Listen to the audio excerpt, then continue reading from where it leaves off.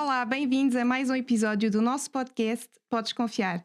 Um podcast cujo objetivo é desmistificar a contratação de serviços. E hoje tenho o prazer de estar com o Samuel Pereira Dias, arquiteto. Muito bem-vindo e obrigada por ter aceito o nosso convite. Muito obrigado pelo convite. Tu representas então o gabinete, o ateliê de arquitetos Samuel Dias Arquitetos e então é uma área que é bastante interessante, uma área que eu desconheço e que acredito que os nossos ouvintes também estejam muito curiosos. Então, vamos a isso. Eu primeiro queria perceber exatamente para que é que serve um arquiteto. Um arquiteto serve sobretudo para conseguirmos criar um projeto de uma construção que ainda não existe, portanto que tem que ter uma ideia e que se não houver essa idealização inicial nós não conseguimos construir a obra para onde vamos ter que usar ou habitar ou utilizar como local de trabalho. E portanto por isso é que o arquiteto é fundamental.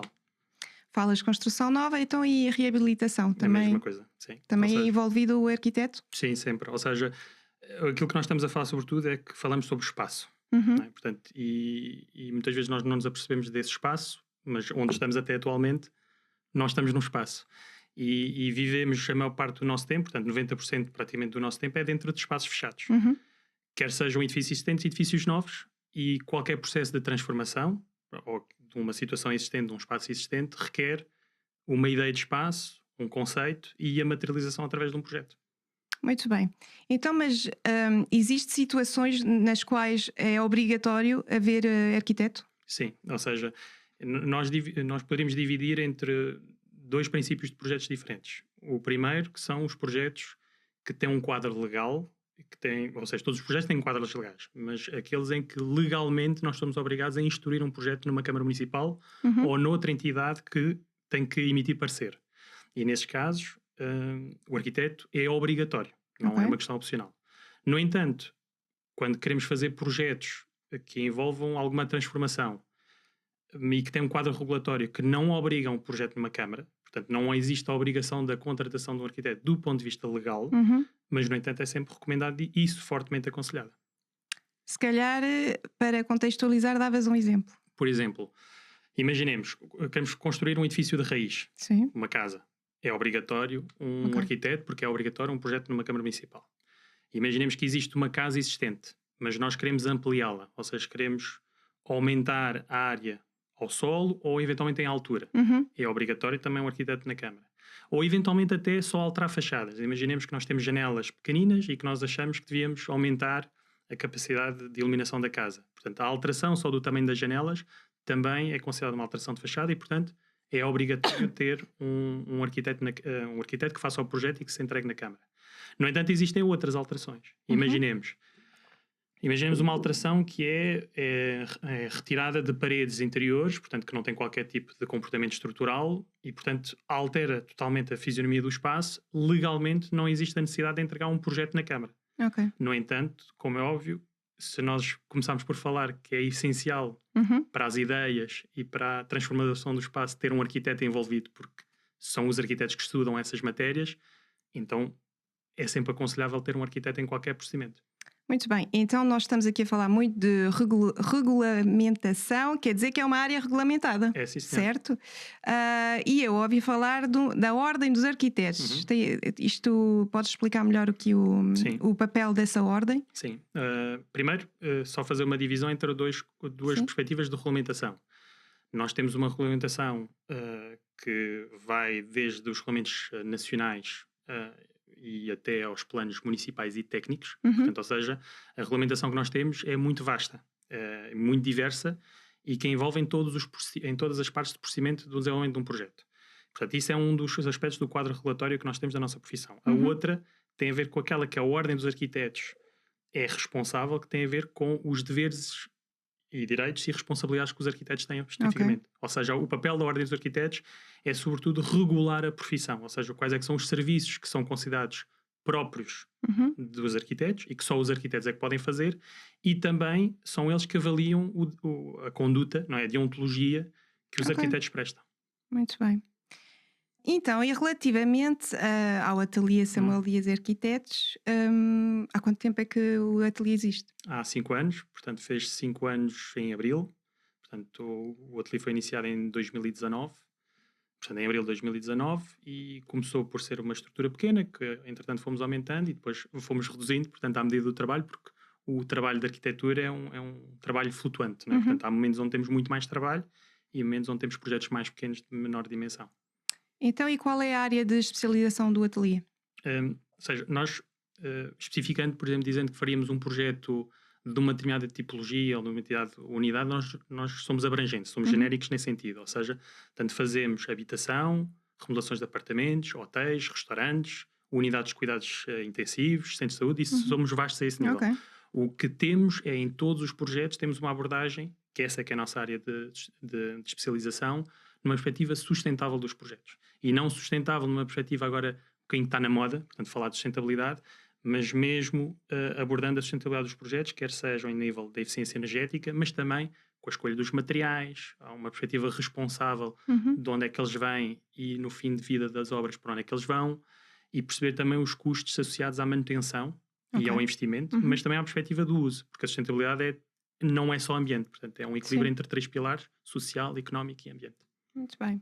E o ateliê trabalha a nível nacional, internacional? Trabalha aos 2 níveis, ou seja, o que nós fazemos é, dependendo um bocadinho da tipologia de projeto, portanto, imaginemos se nós temos um apartamento para remodelar, nós ficamos numa escala local, mas desde o momento em que o volume de trabalho e o projeto em termos de desafio se torna aliciante, nós vamos de norte a sul do país ou mesmo também no estrangeiro. Nós neste momento temos um projeto em desenvolvimento na Suíça. Ok. Então, curiosidade, como é que tu consegues gerir um projeto à distância? Há uma questão, é que os projetos, por exemplo, a nossa atividade de arquitetura não são momentos de trabalho de 1 ou 2 horas. Portanto, nós quando abordamos um projeto, nós estamos a falar de meses de trabalho.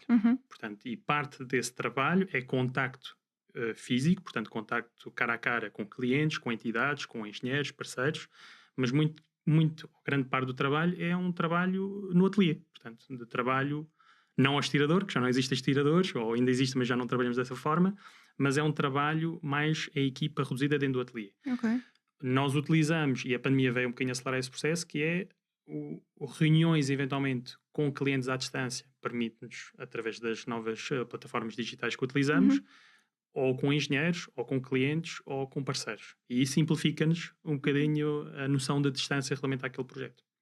Mas volta e meia tens que ir Obviamente, ou seja, à obra. ou seja, há uma questão também que é muito próprio da nossa prática, é que nós começamos com um cliente no primeiro dia, que é a discussão da ideia ou do programa, não é? Portanto, o que é que os clientes nos trazem como desafio para nós fazermos, que tem a ver com o lugar, tem a ver com os requisitos funcionais, mas nós acompanhamos o projeto todo até à entrega da chave no final da obra, ou seja, portanto, nós estamos durante todo o processo da obra, que é a parte mais demorada, presentes. E, portanto, nesse sentido, temos que nos deslocar também ao sítio das obras.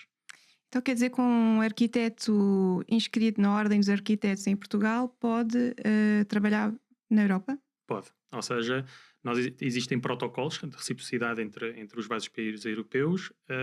Portanto, desde o momento em que nós estamos regulamentados em Portugal e podemos exercer em Portugal, podemos exercer noutro país. E vice-versa. Os arquitetos que têm um quadro regulatório que esteja organizado no seu país de origem, pode também exercer aqui. Existe a obrigatoriedade de registro, né? Ou seja, um arquiteto europeu vem para Portugal, tem que se registrar na Ordem dos Arquitetos em Portugal para poder exercer, e nós vice-versa no país para onde vamos. Mas isso é meramente administrativo ou o estrangeiro tem que aqui formar-se de alguma maneira? Se houver este acordo, é meramente administrativo. Muito por bem. exemplo, e na Europa isso acontece, mas, por exemplo, nós temos casos de arquitetos brasileiros que vêm a Portugal e já não é bem assim. Portanto, muitas vezes tem que ter uma formação complementar para poderem depois, sim, inscrever-se na Ordem dos Arquitetos. Muito bem. Eu pesquisei e reparei que há 26 mil arquitetos inscritos na Ordem de Arquitetos. E agora pergunto o teu, como é que se faz a escolha com tanto arquiteto em Portugal? Bom, eu diria que é uma escolha muito difícil de se fazer. Primeiro porque nós estamos a falar de uma profissão que tem uma componente técnica, mas tem uma componente estética. Portanto, e significa que nós temos questões objetivas da arquitetura e questões subjetivas. E, portanto, desde o momento em que falamos de questões subjetivas, é muito difícil podermos escolher entre A e B. No entanto, existem vários fatores, não é? Portanto, estamos sempre a falar de qualidade, estamos a falar de prazos da apresentação de um trabalho e estamos a falar também de custo e de condições contratuais. O que é muito importante é perceber que quando nós fazemos uma obra, é o maior investimento que nós fazemos na nossa vida. Quer seja para nós, para a nossa própria casa, quer seja para o nosso negócio, porque queremos criar um edifício onde vamos desempenhar as nossas funções.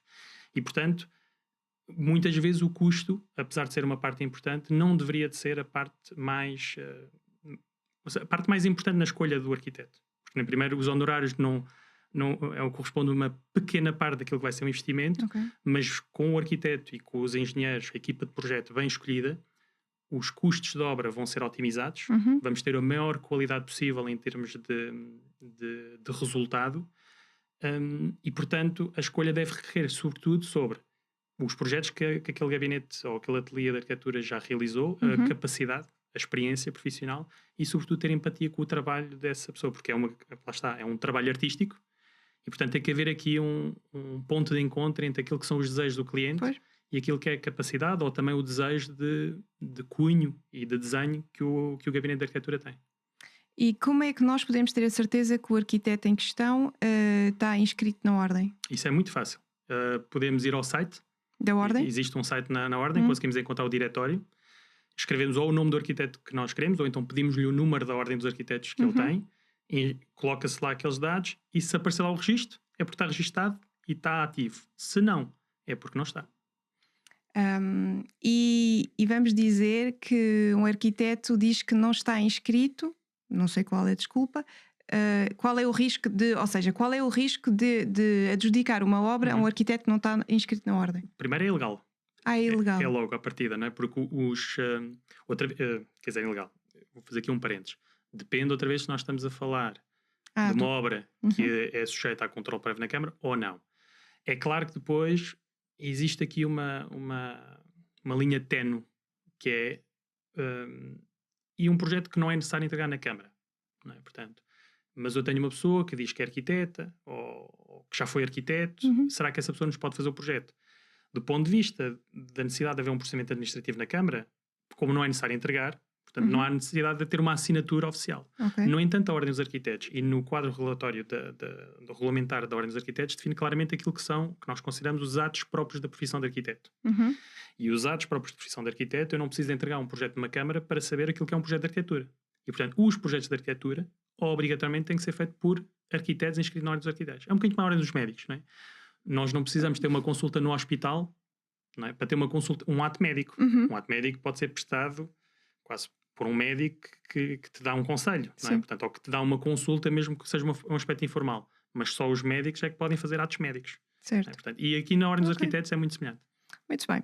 Agora queria abordar contigo o contrato, as cláusulas, nomeadamente as mais importantes, aquelas nas quais temos que estar atentos, e se efetivamente há sempre um contrato entre um arquiteto e o cliente. É uma má prática não haver um contrato. Acontece muitas vezes. Portanto, mas, no entanto, até a própria Ordem dos Arquitetos desaconselha vivamente de não haver contrato entre as partes. E isto é importante porque salvaguarda as duas partes. Salvaguarda o gabinete de arquitetura, ou o ateliê de arquitetura, ou o arquiteto que está a assinar o contrato e o próprio cliente. Quais é que são os aspectos muito importantes de um contrato? Há a questão, claro, qual é que vai ser o preço, qual é que vão ser as condições de pagamento, quais é que vão ser os serviços prestados, porque muitas vezes nós estamos a comparar propostas e nós não estamos a comparar o que é que inclui, de facto, cada uma das propostas e perceber depois, sobretudo, as condições específicas ou gerais. Nomeadamente, questões que muitas vezes não são obrigatórias por parte do Gabinete de Arquitetura a prestar, mas muitas vezes estão incluídas ou excluídas.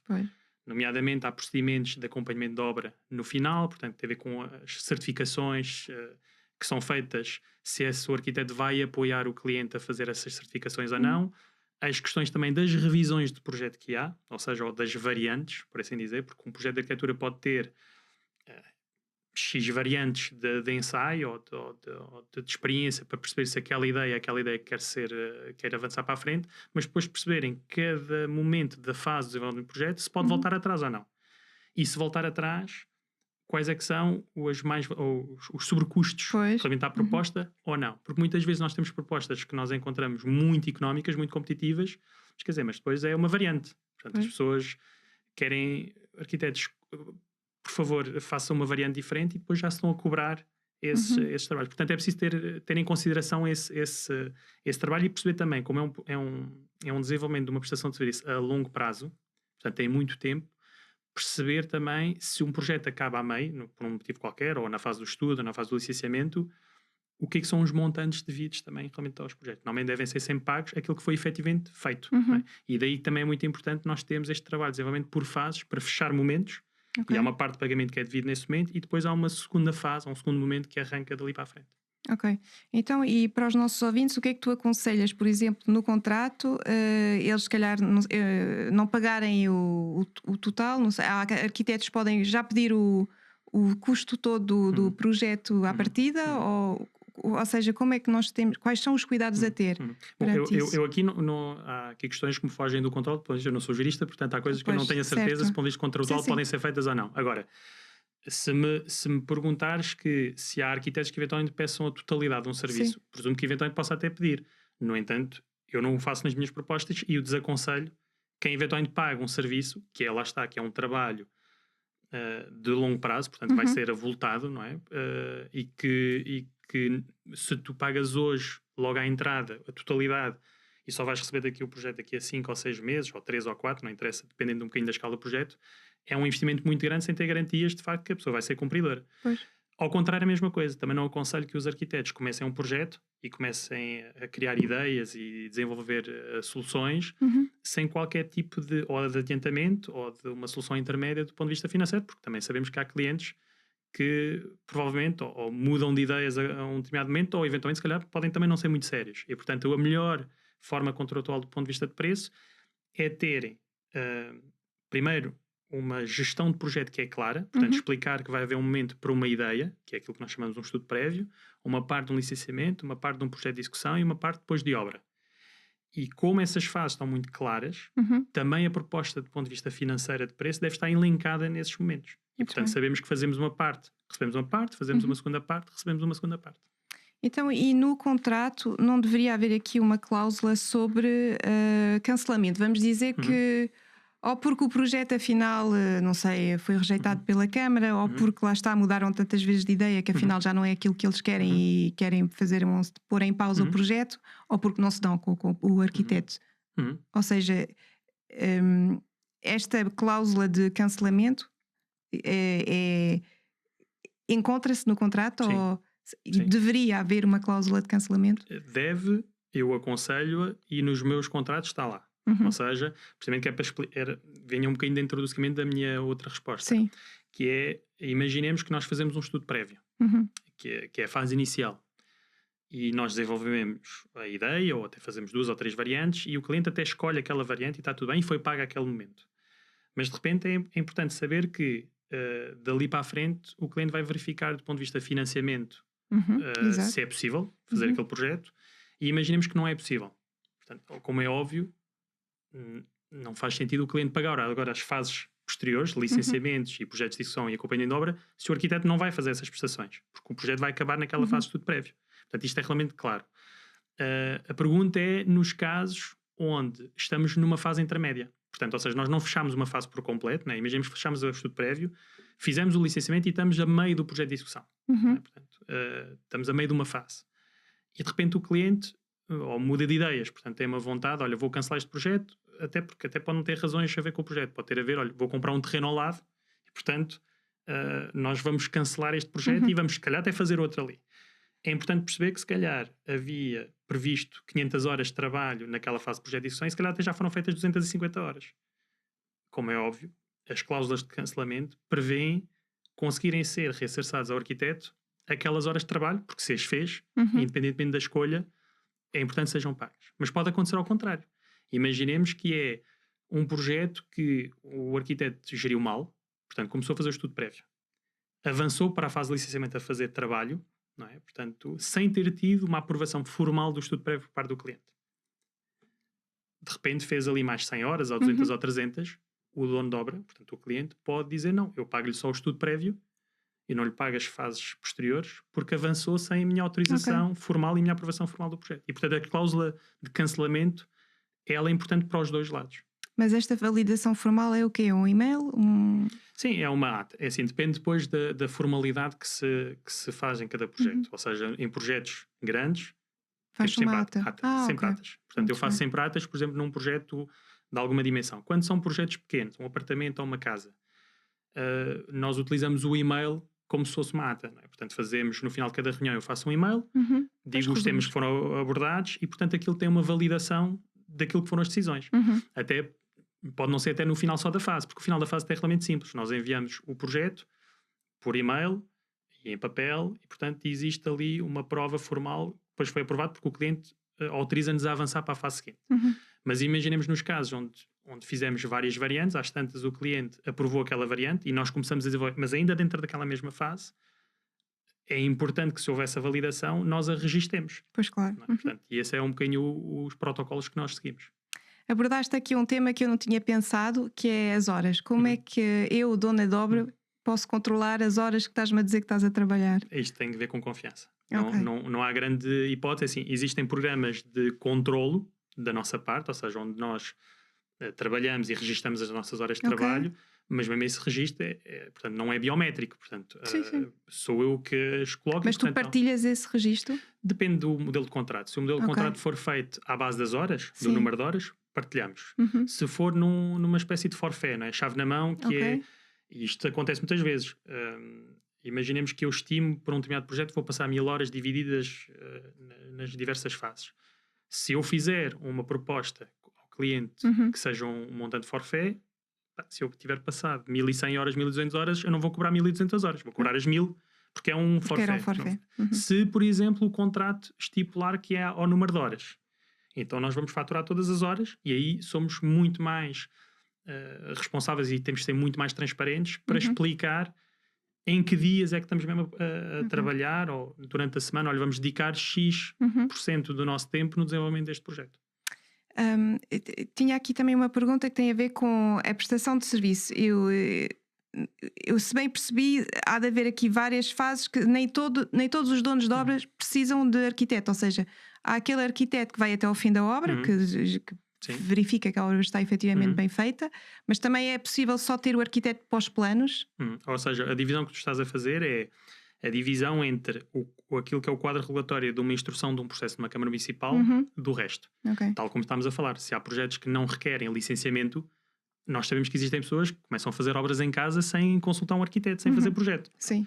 Outra vez, volto a dizer que não é aconselhável. É fortemente desaconselhável de o fazer.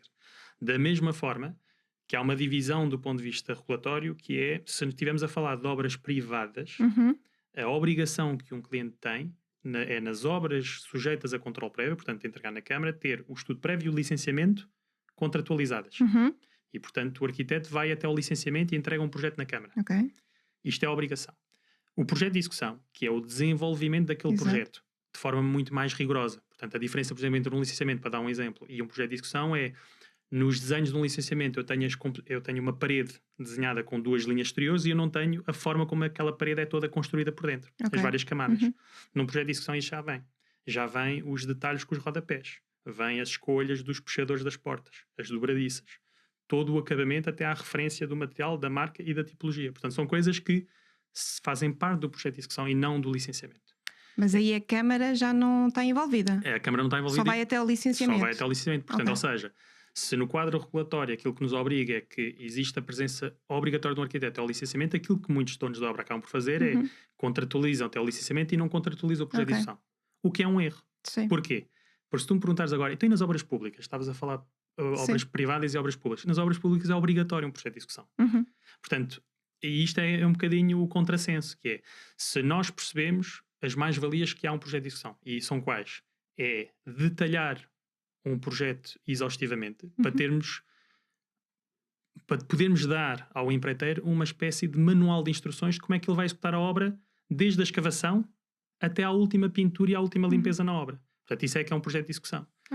E é essencial para conseguir aferir um custo real. Porque muitas vezes pedem um orçamento, uma estimativa, uma proposta de honorários. Eu faço com base numa discussão, num caderno de encargos, num programa que nós definimos. Mas nós extrapolarmos isto para uma obra, para um empreiteiro que tem que dar orçamento de tudo, Se não houver, de facto, uma coisa muito bem definida e Pois, rigorosa, não há controle de custos claro. depois na obra. Está bem, muito bem. Agora que abordámos então o contrato e os cuidados a ter no contrato, eu queria falar um bocado das boas práticas Sim. dos arquitetos. Há de haver boas e há de haver menos boas, mas já abordaste algumas. Queria, ou seja, que dissesse aqui aos ouvintes quais as boas práticas para eles também detectarem quem é bom e quem não é. Primeiro, lá está. Um arquiteto que diga que eu só me ocupo de projetos até ao licenciamento, não é um arquiteto que está preocupado com o resultado final em obra. Portanto, a primeira questão é, de facto, ser um arquiteto que acompanha os clientes do início ao fim. A segunda boa prática tem a ver, de facto, com a gestão do processo. Ser uma pessoa que é clara ao nível do que é o estudo prévio, o que é o licenciamento, o que é o projeto de execução e a obra. Ser claro ao nível da explicação do quadro regulatório. Portanto, naquele caso, o que é possível fazer, o que é que não é possível fazer. E o cliente sentir seguro que o arquiteto está a avançar nas várias fases do projeto de forma cautelosa e salvaguardando os interesses que o cliente tem. Isso são a base, por assim dizer. Muito bem, parece muito bem resumido. E já agora, abordámos isso, mas qual é a duração média de um projeto? Vais-me dizer que vai depender do projeto, Depende mas do projeto e do tamanho uma do projeto. construção nova. De uma casa, por Sim. exemplo. De uma casa, eu diria que nós teríamos a contar um estudo prévio na volta de um mês, mais ou menos. Ok. Um mês depois para a preparação do licenciamento. E depois aqui há um espaço temporal que é variável, que tem a ver com a duração da aprovação na Câmara. E depois estaríamos a falar de cerca de 2 meses, 2 meses sensivelmente para o projeto de execução. Portanto, duração de projeto propriamente dito para uma casa são à volta de 4 meses.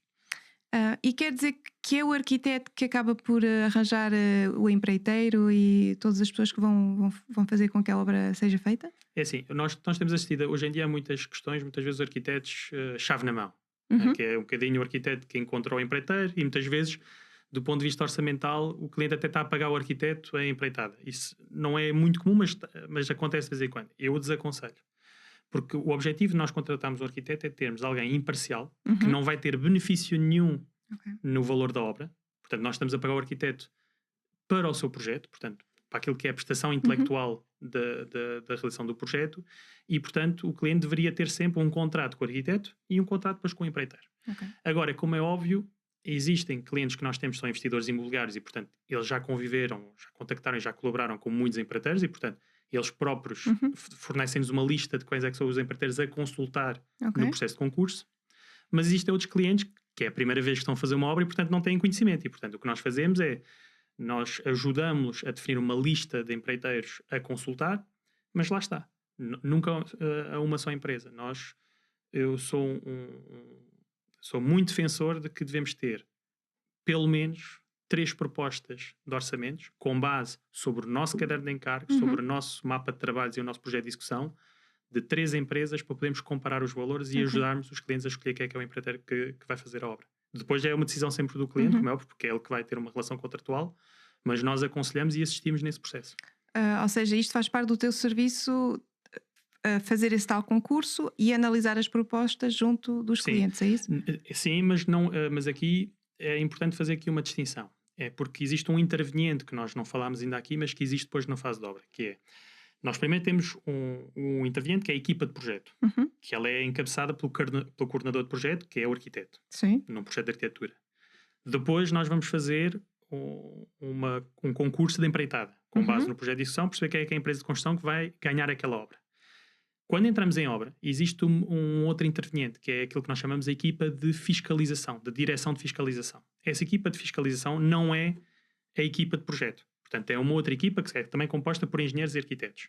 Ou só por engenheiros ou só por arquitetos, dependendo das obras. É essa empresa que vai fiscalizar na obra se o empreiteiro está a executar a obra de acordo com os projetos. O papel da equipa de projeto durante a fase de obra é assistir. Ou seja, é quando há dúvidas e interpretação de projeto e é preciso modificar alguma coisa, é preciso alterar o projeto ou dar complementos, a equipa de projeto é que é consultada. Portanto, a equipa de fiscalização, quando nós estamos a falar muitas vezes em obras públicas, são eles que fazem este trabalho que estávamos a falar um bocadinho da análise das propostas. No nosso caso, como temos a maior parte dos nossos clientes são clientes privados, nós fazemos porque não há ninguém melhor do que nós para perceber o que é o projeto. Essa equipa de fiscalização não é obrigatória? É obrigatória. É sempre obrigatório? Nos projetos, na parte pública? E mesmo na parte privada tem É? obrigatório, sim. Quando nós entregamos um projeto na Câmara, eu estou a falar outra vez dos projetos Sim, de Câmara, sim, não é? sim. Portanto, os projetos que têm uma obrigação de controle prévio na Câmara obrigam-nos a ter sempre a equipa de projeto e a equipa de fiscalização. E depois ainda uma terceira pessoa que é o coordenador de segurança em obra, que é para garantir que não há acidentes e que não há ninguém que Muito seja bem. lesado. Já agora, falando das câmaras, uma curiosidade: será que temos que escolher um arquiteto também vamos dizer, pela boa relação que ele tem com câmaras? Pode É- ser aliciante saber, este arquiteto tem uma boa ligação com tal câmara e é com ele que vou escolher, vou trabalhar, apesar dele ser mais caro. Isso acontece muitas vezes. E acontece muitas vezes, a meu ver, que não devia acontecer, porque o motivo pelo qual acontece é porque os clientes estão desesperados, porque sabem que os prazos muitas vezes de aprovação nas câmaras demoram e, portanto, acreditam que ter alguém que tenha peso numa determinada câmara os vai ajudar. Mas se formos a ver, muitas vezes esse tipo de relacionamento está no limiar daquilo que é legal ou não legal. Não é? Ok. Portanto, eu diria que o que é interessante é nós termos arquitetos que sejam imparciais, portanto, e que não estão propriamente a pressionar uma câmara, porque também deontologicamente não é possível, não deveria ser feito. No entanto, aquilo que é importante é perceber que existe uma relação. Um arquiteto que está muito habituado a trabalhar para um determinado município já conhece bem o regulamento daquele sítio, conhece bem o PDM, o Plano Diretor Municipal daquele lugar e, portanto, sabe, tem mais ferramentas para poder fazer o projeto. No entanto, muitas vezes, outra vez isto não devia de acontecer, mas acontece porque a lei, em algumas coisas, sobretudo de arquitetura, tem partes subjetivas porque recai sobre a estética e a interpretação da integração na paisagem e, portanto, às vezes nós entregamos um projeto na mesma Câmara, eu posso ter feito N projetos numa determinada Câmara, mas de repente é outro arquiteto daquela Câmara, não é aquele outro que costumava avaliar os projetos que está a avaliar e tem eventualmente uma interpretação diferente. Portanto, às vezes não é sinónimo de escolher um arquiteto que está habituado naquela Câmara para ter sucesso na aprovação. Ok. O que é sobretudo importante é contratar um arquiteto que faz o seu trabalho de casa. Vai ver o regulamento, analisa bem e tenta perceber qual é que é a melhor resposta àquele projeto e que seja, ou seja, que cumpra com o regulamento daquele município. Já agora, qual um dos motivos pelo qual uma câmara vai chumbar um projeto?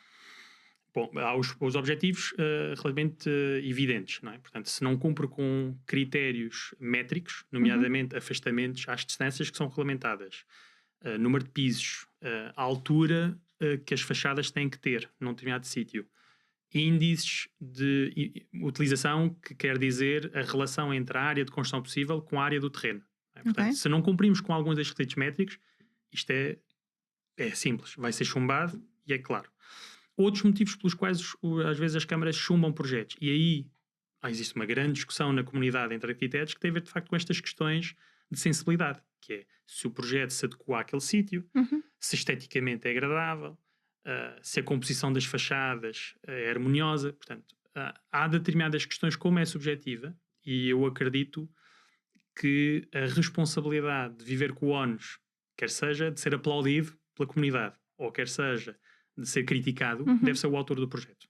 Não compete, a meu ver, uma Câmara Municipal, um arquiteto da Câmara Municipal, fazer juízes de valor sobre uma determinada resposta que cumpre com os critérios métricos. Se cumpre com os critérios métricos, então, a meu ver, a outra perspectiva é a responsabilidade ética do arquiteto que fez o projeto. Mas é uma das razões pelas quais muitos projetos são chumbados e que são difíceis depois de andar para a frente e para trás nas câmaras porque são critérios altamente subjetivos.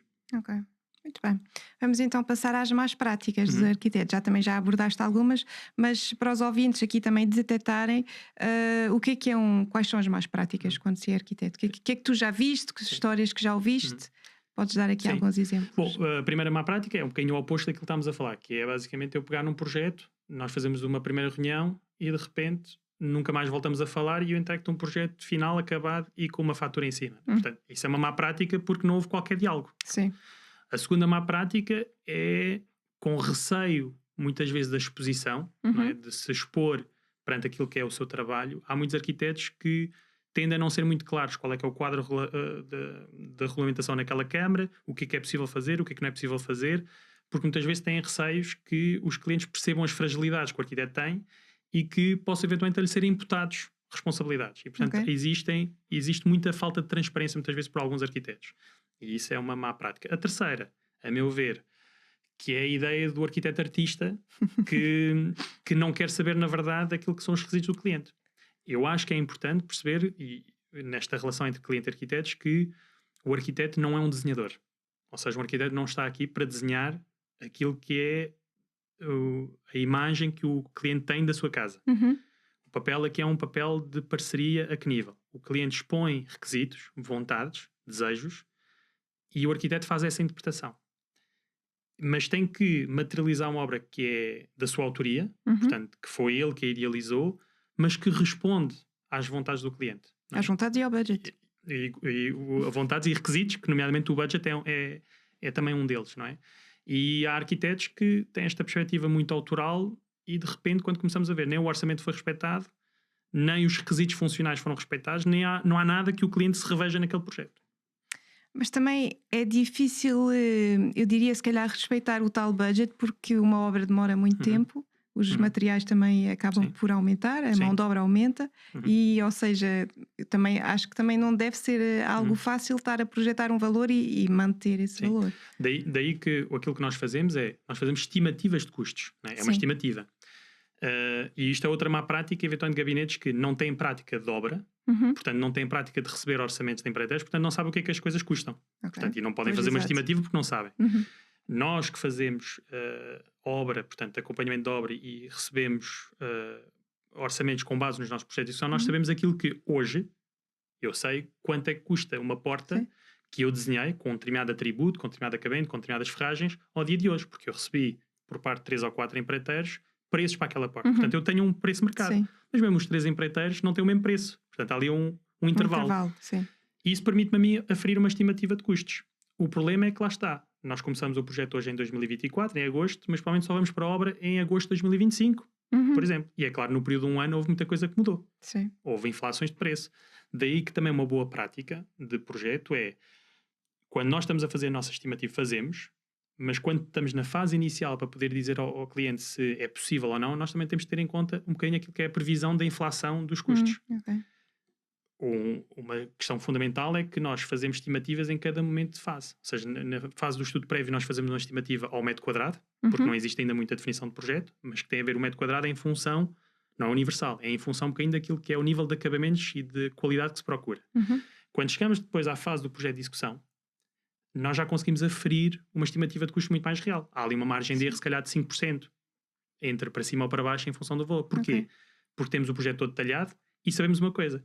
Como já acabámos o projeto de execução, nós vamos partir para pedidos de orçamentação passado 2 ou 3 semanas. Portanto, estamos mais calibrados em função do mercado. Ok, muito bem. Falámos então das más práticas e eu aqui gostava de perceber, lá está, quando há más práticas há conflitos, e eu gostava que nos explicasse então como é que nós temos que proceder quando há um conflito com o arquiteto. Bom, a primeira questão mas isto eu acho que não tem a ver só com arquitetos, eu acho que deve ser com todas as pessoas. A primeira questão é perceber se existe de facto entendimento possível, se existe diálogo. Né? Portanto, a primeira coisa que eu diria é sempre tentar dialogar, portanto, ter um bocadinho de recuo, porque normalmente quando existe algum conflito há os nervos à flor da pele, mas ter algum recuo e poder dialogar.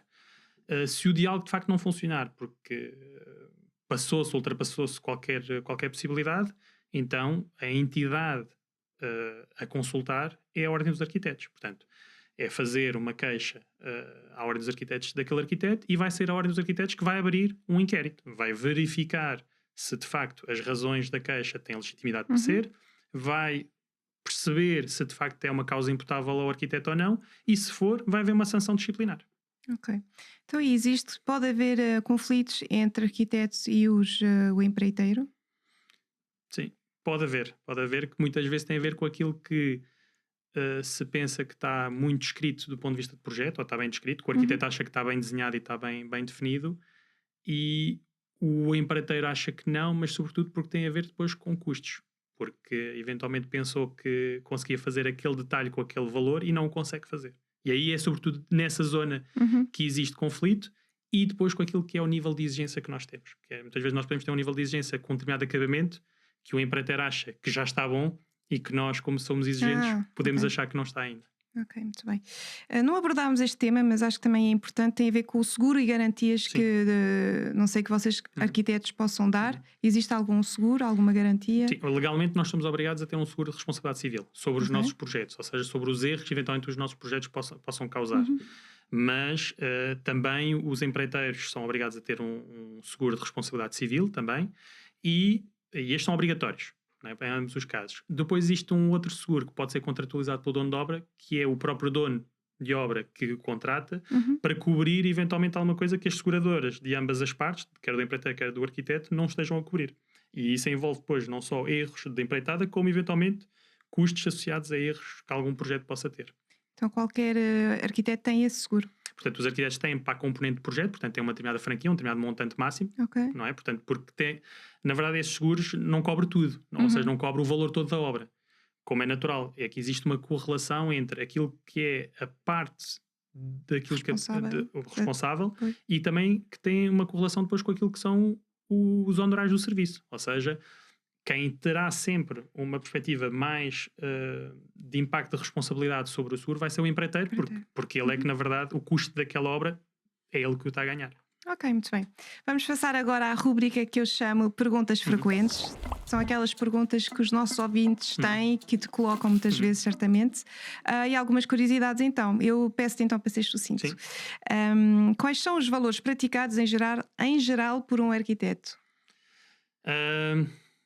Normalmente nós falamos com a perspectiva de todos os honorários da equipa de técnica anda mais ou menos entre os 3, 4% até percentagem. 6 ou 7% do valor total do investimento da obra. Abordámos aqui os termos de pagamento, mas para aqui reforçar, eu, se bem percebi, é por fases. Por fases, ok. Também abordámos isso, mas queria aqui falarmos novamente rapidamente. O arquiteto tem em geral uma remuneração em função dos empreiteiros escolhidos? Não. Não é suposto? Não é suposto, exatamente. Quais as etapas de um projeto de construção? Muito rapidamente. Portanto, temos o estudo prévio, que é a fase de estudo, temos o licenciamento, temos o projeto de execução e depois temos a adjudicação à obra e depois temos a fase toda da obra propriamente dito, que depois tem vários momentos, mas que culmina depois com aquilo que nós chamamos a recepção provisória, que é o momento em que o arquiteto, a equipa de fiscalização e o empreiteiro e o dono da obra recebem a obra, identificam os defeitos e que dão depois um prazo ao empreiteiro para fazer essas reparações de defeitos e depois a partir daí entra o período de garantia que a obra tem que ter. Ok. E quais as etapas de um projeto de reabilitação? É a mesma coisa. É igual? A única diferença é que pode não ter uma fase de licenciamento se as obras que estamos a falar não requerem licenciamento. Ok. Já agora, licenciamento, falamos de... tem a ver com a licença de habitação, de construção? Tem a ver com a autorização de poder construir. Construir ou reabilitar. É fazer aquele processo que nós queremos fazer. Quer seja uma obra de ampliação, de construção, de demolição. Portanto, dependendo daquilo que nós queremos fazer, tem um enquadramento. E nós temos que entregar um projeto de licenciamento da Câmara. Eu estou a falar de licenciamento porque estou a simplificar. O termo técnico é mesmo controle prévio. E dentro do controle prévio podemos ter duas figuras. O licenciamento, que temos que esperar por uma resposta da Câmara, ou podemos ter a comunicação prévia. Que na verdade nós não precisamos de esperar pela resposta da Câmara, estamos a comunicar à Câmara que vamos fazer aquela obra, mas muita atenção, aquela comunicação temos que cumprir com a lei. Portanto, se não temos a cumprir com a lei, a Câmara pode depois embargar uma obra. Mas o que tem, a licença de habitação não é com os arquitetos, não é tem no nada final a ver. da obra. Mas também é algo... Também. Okay. Ou seja, nós no final da obra, depois há uma coisa que nós temos que o cliente tem que entregar na Câmara, que é aquilo que nós chamamos as telas finais. As telas finais é o desenho, o layout da arquitetura e de outras especialidades, como foram executadas. Porque é normal que em obra, às vezes depois perceba-se que, olha, aquela parede não ficou bem ali, ficou 10 cm ao lado, aquela porta foi 20 cm para o outro lado e, portanto, isso corresponde àquilo que são as telas finais.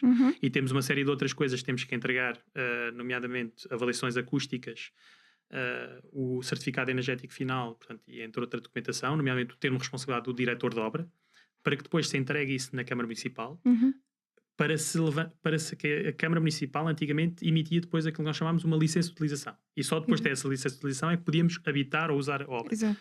Hoje em dia, com o Simplex desde janeiro, isso mudou. Portanto, temos que entregar a documentação toda, como um bocadinho mais simplificada, portanto não tem tantos documentos, reduziram a burocracia, mas a grande diferença é que já não precisamos, o cliente já não precisa de esperar o documento da licença de utilização. O que faz ofício de licença de utilização é a entrega dos documentos, o comprovativo de entrega, juntamente com o ofício inicial do início das obras, ou seja, da autorização de construção, e isso é que faz habilita a pessoa a poder utilizar a casa no final. Casa ou outra obra. Mas quer dizer que a Câmara aceita todos os pedidos?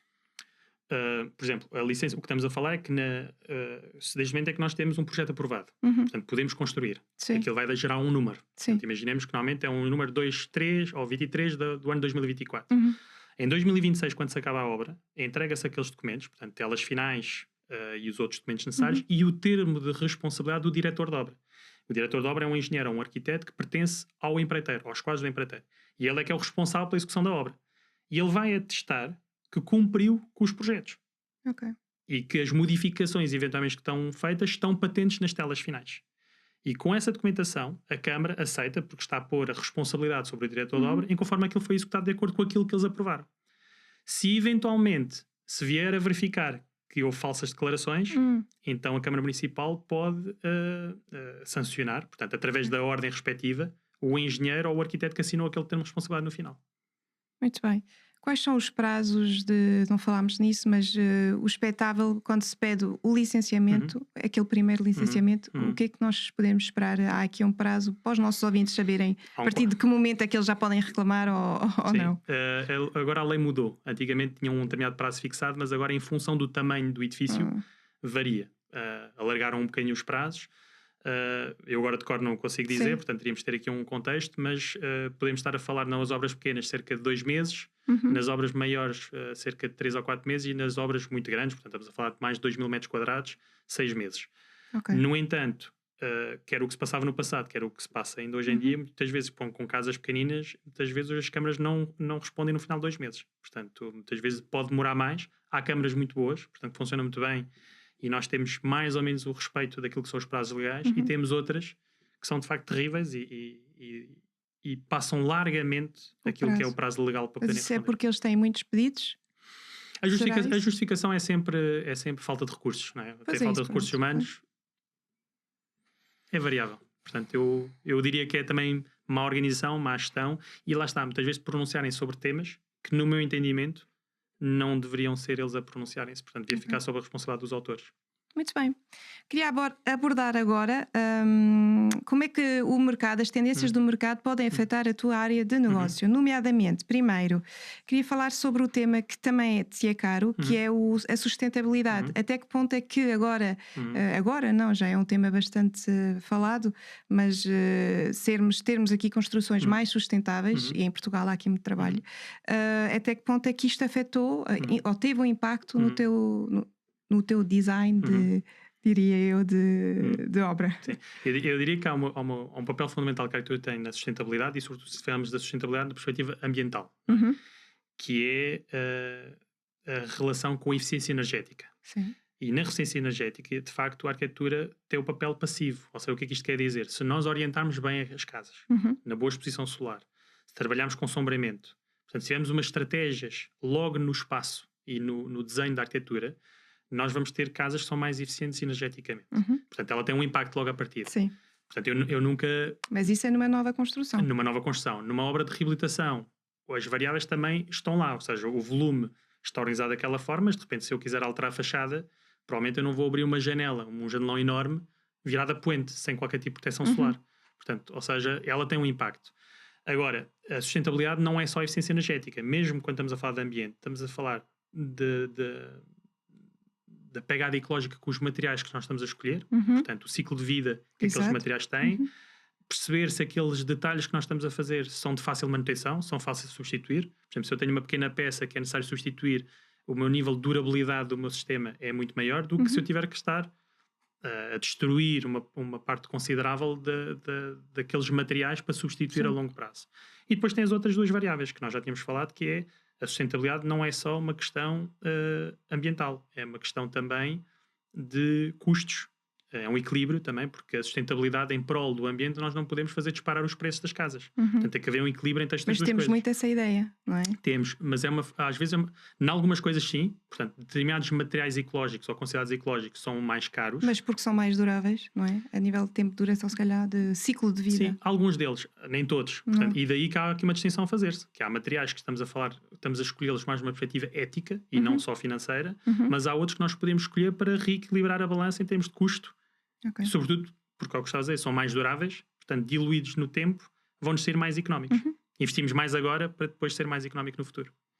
Outra tendência, queria-te perguntar, o teletrabalho afetou, até que ponto é que afetou, lá está, esse design, essa necessidade que as pessoas acabam por valorizar mais o espaço no qual eles vivem e trabalham? Sim, eu acho que as pessoas aperceberam-se com a questão do teletrabalho, por exemplo, quer dizer, a pandemia, depois o teletrabalho, que passámos muito tempo dentro dos edifícios. E de facto foi interessante como é que num período onde se achava que ia haver uma recessão, de repente nós tínhamos muitas encomendas de projetos porque as pessoas queriam renovar as suas casas. E perceber que as pessoas não tinham zonas de trabalho em casa, porque trabalhavam sempre fora e agora passavam a ter essa necessidade. Portanto, isso mudou, mesmo do ponto de vista de tipologia em casas novas.